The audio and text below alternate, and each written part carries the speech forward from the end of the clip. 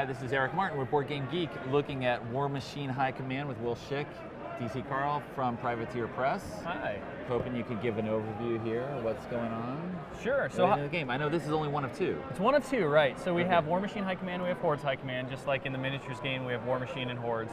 Okay. Both games are fully compatible with each other and play together. So you basically got 8 factions out of the gate to play with and have fun with. Okay. High Command is a customizable deck building game, is what we're calling it. So it takes a lot of influences from classic deck building games where you're buying things from a market, trying to build your deck over the game to make the best deck possible in order to accumulate the most victory points in this case.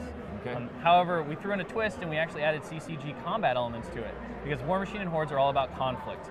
And what would be a Warmachine and Hordes card game without conflict on the table? So in addition to buying and building your deck, which is actually represents your army that you're controlling over the entire scope of Immorin, which is the continent that Warmachine and Hordes takes place on, you're fighting other players for strategic locations on the board in order to capture them, to capture their victory points and resources to use in your deck. Okay. So that's kind of one of the first twists that we have on it. So not only are you managing your deck initially, you're also having to manage combating each other and fighting that out and working with your resources that way. Okay. So the other thing that's really cool about High Command is that in Warmachine and Hordes we have several different factions of warriors and nations that fight. And so the way we represent this, instead of having a centralized market in High Command, each player actually builds their own individual market. And they do that at the start of the game, and that way everyone has things that are unique to their faction, and that allowed us to have every faction. So building this deck here with correct. 30, 40 cards? You build your reserves with 3 decks of 12 cards each, and DC can talk a little bit about how the detachment system works. Okay. And then once you shuffle these up, you flip over 4 cards to form your initial market, which we call your reserves. And then, just like in any deck building game, you have resource cards that you spend to be able to buy those cards to put them into your deck. Okay. So DC, do you want to explain how the detachments work out? So each of the detachments is chosen from 6 different colors, and the colors have different general meanings within the game. Purple is more arcane elements, yellow is more support, red is heavier armor, and so on. Okay. And the colors that you get are also based on other choices you make based on your warcasters. So having these different elements come together to build your deck gives you a lot of options and a lot of replayability. Okay. Where you have some warcasters that lean more towards those arcane elements or support, or other types as well, scouting, fresh recruits, so cheaper cards that are easier to get out but not quite as strong. And no matter which detachments you choose and which warcasters you choose, you're going to start with those basic resource cards, which just have kind of a low value to start buying things, and you're going to buy better resources. You're going to buy troops for your army. You're going to buy warjacks, which are the steam-powered constructs of the Iron Kingdoms that will go out and try and conquer these locations. The cards that you buy are worth 0, 1, or 2 victory points.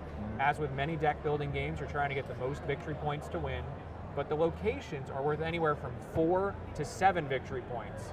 So using those cards you buy to capture the locations is really the best way to go to ensure victory. You can't just sit on your own and do stuff. Now you can stall, right? And certain factions have more victory points that are available to them through buying in their market, and certain factions have less. So there's a lot of different strategies that you can approach. You can go aggressive early and try to capture as many locations while people are still trying to ramp up, or you can play a waiting game where you stall all of your opponents from grabbing locations in order to buy up victory points for yourself. But at the end of the day, it's really impossible to win if you just let somebody else just take the locations and only try to build up your own reserves. How are we fighting for command or control of these? So the way that a battle works is that on your turn you'll purchase and deploy cards to a location. The other cool thing that you can do in High Command is you can actually use your market as a secondary hand by using what we call a rush. And a rush typically costs more than normally purchasing the card to put into your discard deck. However, rushing is really powerful in that it allows you to put it right out to location. So once I have my cards at the location, if DC happens to have his own opposing cards at the location, we're actually going to have a battle on my step.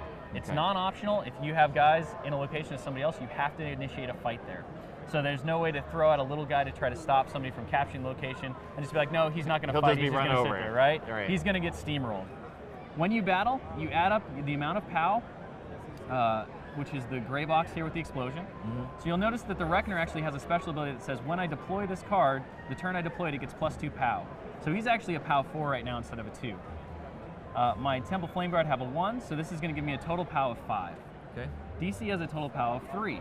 He doesn't have anything to count to use Combo Strike here on his Slayer, so he's going to just have that flat 3. We're then simultaneously going to choose which cards we want to destroy on the opposing side, up to the health value that we have versus the POW. So I can destroy up to 5 health worth of cards. DC can destroy up to 3 health worth of cards. Okay. With the health depicted on. With the health is depicted on the heart value here in the red boxes. So I'm going to destroy the Slayer with no real problem here, thanks to my assault ability on my card. DC's 3 power is going to be able to destroy the Temple Flame Guard, even though they have a defensive line, which gives them +1 health. So they're actually health 3 right now because they have a buddy with them. But his power 3 is enough to destroy that. So these cards are simultaneously destroyed, and they both go into our discard piles, and that concludes the battle. Okay. Now, one of the really cool things about High Command is DC talked about the Warcaster and their importance to building your reserves. The Warcasters also have a rush value, and they go off to the side. They're not part of your market. They're just always available to you. A Warcaster, during your turn, you can rush them onto a battlefield, and they have super powerful abilities. They're like one-shot nuclear missiles that you can throw out to really mess with your opponents. The problem is that these guys have other important things to do. So they're not interested in hanging around at the location and helping you capture it. They're not going to come back once you've called on them once. So you get them one time, and then after that, they go into what we call your Occupying Forces pile, which is your removed from play. Cards in your Occupying Forces pile are going to count for victory points, but they're not going to come back into your deck. You're not going to be able to use them again. Okay. At the start of your turn, if you happen to have 2 cards, more cards than any other opponent at a location, you capture that location. So if I come around to the start of my turn and I have these 2 guys here at Point Born, I'm going to capture Point Born, which means I'm going to put Point Born into my discard pile. So now it's going to be part of my deck. It's going to count for victory points, and I'm going to have resources from it. And the 2 cards that captured it, in this case, go to my Occupying Forces pile. They don't get to go back to the fight. They have to sit on that location and guard it from everybody else. Okay. So you have to be careful about overcommitting to places, because when you capture locations, you're going to get set back a little bit. Right. But for It the also long prevents term. one player from really running the board. They get a few powerful cards early. They can't Right. just keep capture, capture, capture. They capture that one, You got the and ebb then and they have to flow of everything. occupy it. Yeah. Okay. And so the game actually, the length of the game is determined by what we call the Winds of War deck, which is actually pretty fun, and I'll let DC kind of show us exactly how it works. The Winds of War deck is kind of an event deck. It gives different conditions that happen each turn over the course of the game. There's 3 smaller sub-piles within the Winds of War deck that are shuffled separately. Right. So you have early, we did not shuffle them prior to this interview. That's right. But you have early, such as this one that's arrayed for battle. It doesn't have any particular effect. We all just take a turn. But then as things go on, you get other effects. Another early card gives you a discount as you're ramping up for battle. Then we get to some of the mid-war cards. As the war is protracted and the places are fighting against each other, this one lets each player draw a card that turn. And then when we get towards the end of the game, we have final push from each of the different armies. One of my favorites is Desperate Measures. You can bank any number of cards that turn. You should probably explain what bank means. Exactly, yep. Okay. Banking is, rather than using one of your 6 cards, you can save it for the following turn. So you can build up more resources to purchase a really expensive card, Right. or you can save a card you want to deploy to a location until you have more guys to support it. It can be a very tactical move. Desperate Measures says you can bank up to all 6 of your cards. So next Okay. turn you'll have 12 cards to And just compete go with nuts. everyone else's 6. You got Okay. it. Unless they do it at 2. Sure. All right. And then the very last card that's going to come up is called the Day of Reckoning, and that gives you the instructions for how to end the game, how to tally your VPs, and determine who won that battle in the Iron Kingdoms. All right. Okay. Now we had a question from a user about future releases. Right. Future So High Command is releasing, the Warmachine High Command releases this month on the 28th. It includes the 4 main factions from Warmachine that are featured in Warmachine Prime, for those who know the tabletop game. Okay. You have Protectorate of Menoth, Crix, Signar, and Khador. Following that release, in a couple months after Warmachine High Command, we have Hordes High Command, which also October, releases November. October actually. October, And that is going to go and introduce the 4 factions that are featured in Hordes Primal. Okay. And then following those, we actually are going to be doing smaller expansion packs that are going to introduce new cards for the detachments, along with new Warcasters and the like. Those are going to be about 84 card sets, Okay. and they're going to be available in alternating months. So the goal is to start at the end of the year, early next year, with a Warmachine set, and then from there it'll be Warmachine, Hordes, and those will Okay. alternate in basically blocks. So you'll see about 4 expansions in a set, and then there'll be a little bit of a break, and then new expansions will come out. Okay. So starting in early 2014, Correct. every other month. Yep. Right. And that's one of the really cool things about High Command is that you actually can customize each of those 12 card detachments before the start of the game.